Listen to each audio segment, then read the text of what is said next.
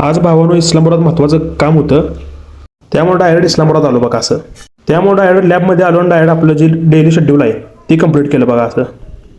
Time झालं तर आता जेवायला जायचं आणि कायमच्या सारखंच आज पण लेट झालतो.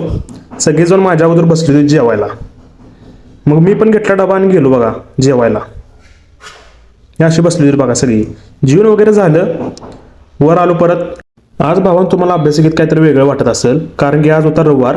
त्यामुळे अभ्यासिकेत आज कोणच आलं नव्हतं. सगळी अभ्यासिका पूर्ण मोकळी होती बघा. आज इस्लामपुरात जे काम करायसाठी आलतो ते करायला निघालो होतो बघा. म्हणून डायरेक्ट गेलो खाली आणि बूट घातला आणि जायला चालू केलं. सगळं झालं तर काम आणि निघालो घरला. डायरेक्ट आलो आणि वर्कआउटला गेलतो बघा. 5 किलोमीटर वर्कआउट गेलतो, त्यामुळे अशी हालत झाली. नंतर आमच्या मंदिरात एक कार्यक्रम होता बघा मोठा. कसा आहे बघा नुसता तो.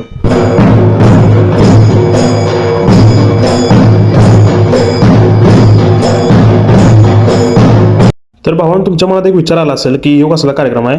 आज अमावस्या होती आणि ती गंड अमावस्या होती बघा आज. बऱ्याच वर्षात नेते त्यामुळे ह्यो कार्यक्रम होता.